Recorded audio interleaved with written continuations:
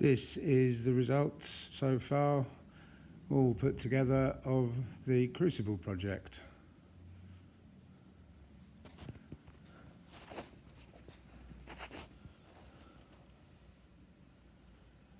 I was attempting to make something a bit stronger and a bit cheaper and a bit bigger than this. I think it's quartz. It's actually a sleeve for a graphite crucible, obviously been repurposed. I thought fire clay and grog was probably a good way to go, as I had some. So I routed these sections thinking I would use layers of them to make a mould. You know, start with that and ram some in, and then add another layer and a disc in the middle, which I never got round to making, ram some more all the way up. And then I changed my mind halfway through and thought if I was to cut two ends like that, I could cast aluminium versions, which I quite like the idea of, so that's what I did. And there was a bit of machining involved, but they bolt together obviously through these holes on the side. And to form the inside, I made a cap, which has obviously suffered a bit too much ramming, and a plug, two plugs in fact, which bolt to the cap and get hammered down inside. Take it out, put a bit more, hammer it down, hammer, hammer, hammer. Oh, it's a Bob Marley song now.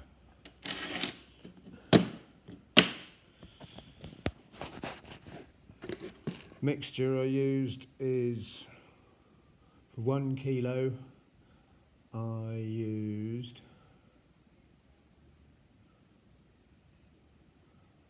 60, 40,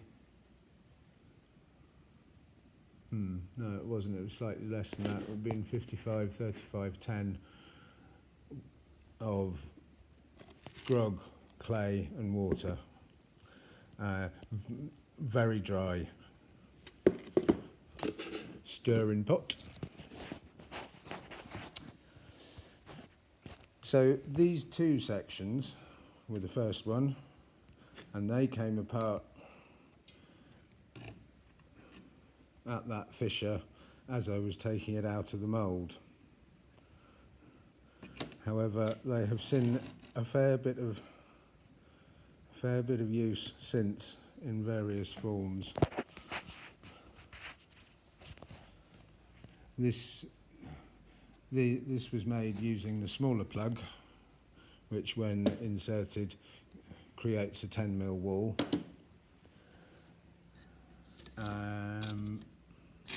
Yeah, that's steel, and that's melted in there. It didn't quite liquefy, but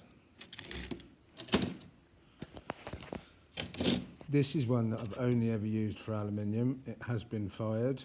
It was not made using the plug. I just put some in and rammed with a narrow rammer and sort of worked it into the circumference. And that's worked quite well. I've only used it for aluminium, but it's nice because it's short, which means it fits in the forge.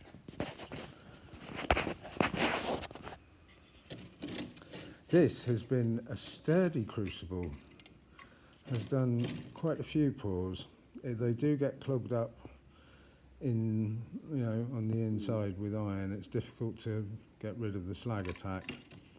And despite this enormous fissure, which was created by a step when the moulds went together, I didn't do it right. And when it came apart, that was a fissure that was created when the clay was wet. but nonetheless it hasn't leaked and it's still melting.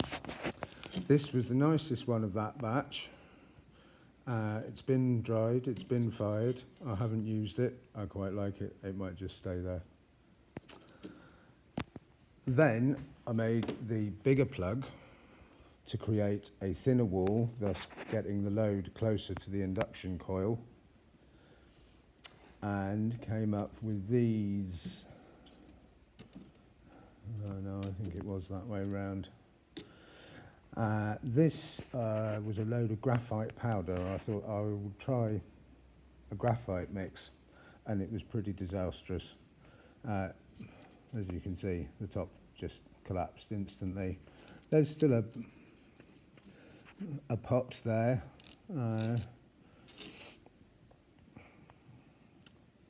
But yeah, the adhesion simply wasn't there. I mean, graphite slips, doesn't it? So I don't quite know how they get around that. This has been probably the most successful so far. It's the right size, and that in the induction furnace I did manage to pour 2.5 kilos in one go. Not quite enough to have a 2.5 kilo casting, so I'm up to, I still need to go a bit bigger, a bit taller, more power obviously. And this is the most recent unused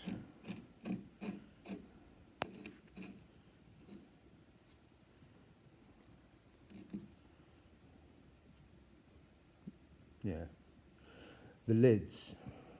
Found these very useful. With induction, it's all about keeping the heat in. Obviously, that on top of that stops all sorts of heat escaping.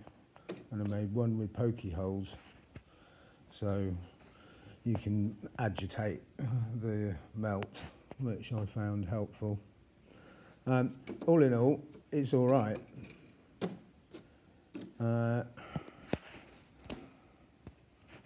It works. It does work, this system. It was quite a lot of work to get there, and I now want to make one 30% bigger. So it's back to the beginning, but it's all right.